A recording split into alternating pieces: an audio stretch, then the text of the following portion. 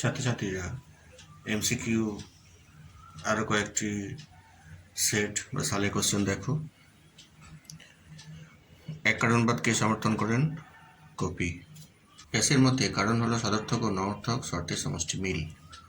আরোহ যুক্তির বৈশিষ্ট্যসূচক একটি ধর্ম হলো এই অনুমানের সিদ্ধান্ত।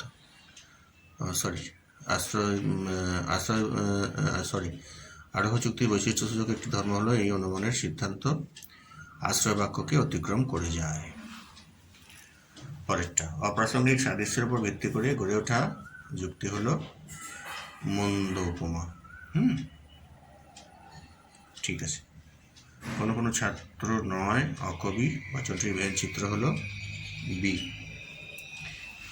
পি আর কিউ বা পি ভেল কিউ এই যৌগিক বচনটি মিথ্যা হবে যদি পি মিথ্যা এবং কিউ মিথ্যা হয়। যদি বৈধ নিরপেক্ষ ন্যায় হেতুপদ বা মধ্যপদটি উভয় আশ্রয়বাক্যে উদ্দেশ্য স্থানে থাকে তবে নিরপেক্ষ ন্যায়ের সংস্থানটি হবে তৃতীয় সংস্থান। যদি পি তাহলে কিউ, কিউ নয় অতএব পি নয়। যদি পি তাহলে কিউ, কিউ নয় তাহলে অতএব পি নয়। এটা হচ্ছে বৈধ এমটি। শর্ত অনুযায়ী বচন দুই প্রকার, সাপেক্ষ বচন ও নিরপেক্ষ বচন। অসম বিরোধিতার ক্ষেত্রে যদি বিশেষ বচনটি সত্য হয় তবে সামান্য বচনটির সত্য মূল্য হবে অনিশ্চিত। লোগোস শব্দটির অর্থ হলো চিন্তা। বৈধ অবরোহ যুক্তির সিদ্ধান্ত সত্য হতে পারে আবার মিথ্যা হতে পারে। সত্য মিলিয়ে ড্যাশ পদ্ধতিতে কারণকে মূলত পরিমাণগত দিক থেকে বিচার করা হয়, অন্যই। যে যুক্তিবিজ্ঞানী পরীক্ষামূলক আরোহী যুক্তির প্রবর্তন করেন তিনি হলেন জন স্টুয়ার্ট মিল। আমরা একটি বিশেষ সত্য থেকে আর একটি বিশেষ সত্যে উপনীত হই যে আরোহী যুক্তিতে, তা হলো উপমা যুক্তি। ঠিক আছে। বস্তুর অবিনশ্বরতার সূত্রটি হলো কারণের পরিমাণগত লক্ষণ। এরপরে খেলা চলবে যদি না বৃষ্টি হয়। বচনটির প্রতিকায়িত রূপ হলো এই যে এটা, নট আর ইমপ্লাইজ এম। যে যৌগিক বচনের সত্য সারণীর কতিপয় নিবেশন দৃষ্টান্ত বা নিবেশন সত্য এবং কতিপয় নিবেশন দৃষ্টান্ত মিথ্যা হয় সেই বচনটি হলো আপতিক, কন্টিনজেন্ট। বৈকল্পিক নিরপেক্ষ ন্যায়ের কোন বাক্যটি বৈকল্পিক বচন? প্রধান আশ্রয় বাক্য। সকল অয়েস হয় অপি বচনটির বলীয় ভাষ্য হলো এই যেটা বি। বচনের বিরোধিতার ক্ষেত্রে সামান্য সদর্থক বচন সত্য হলে একই উদ্দেশ্য বিধেয়যুক্ত বিশেষ নঅর্থক বচনের সত্যমূল্য হবে মিথ্যা। ফেরিসন মূর্তিটি হলো বৈধ তৃতীয় সংস্থানে। বৈধতার প্রশ্নটি জড়িত হলো যুক্তির আকারের সাথে। একটি বিশিষ্ট নিরপেক্ষ বচনের অংশ হলো নিরপেক্ষ বচনের অংশ, বিশিষ্ট নিরপেক্ষ বচন বলছি কিন্তু তিনটে হবে। ঠিক আছে।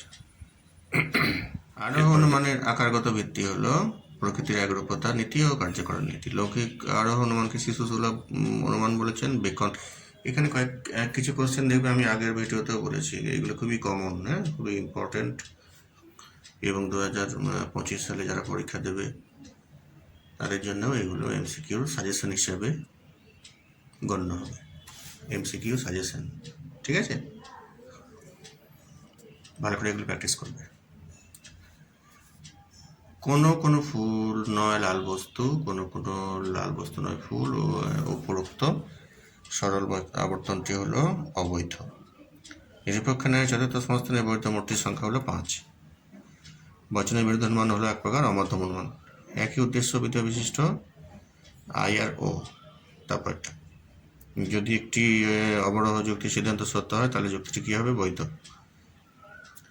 একটি আরোহ যুক্তির সিদ্ধান্ত সর্বদা সম্ভাব্য।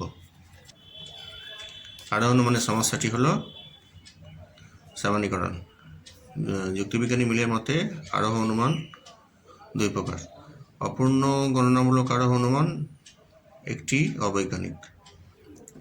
ডিমারিস, এটা হলো চতুর্থ সংস্থান। পক্ষপাত পক্ষাস্ত্র বাক্য ছাড়া অন্য যে স্থানে থাকে তা হলো সিদ্ধান্তের উদ্দেশ্য স্থানে। তারপরে এই বচন সত্য হলে সম উদ্দেশ্য ও বিধায়যুক্ত ও বচনের সত্য মূল্য হবে মিথ্যা। একটি অমাধ্যম অনুমানে আশ্রয় বাক্যের সংখ্যা হলো একটি। ঠিক আছে, তারপর দেখো বিবর্তন একটি অবরোহ যুক্তি। অবরোহ যুক্তিবিজ্ঞানীটি আকারনিষ্ঠ।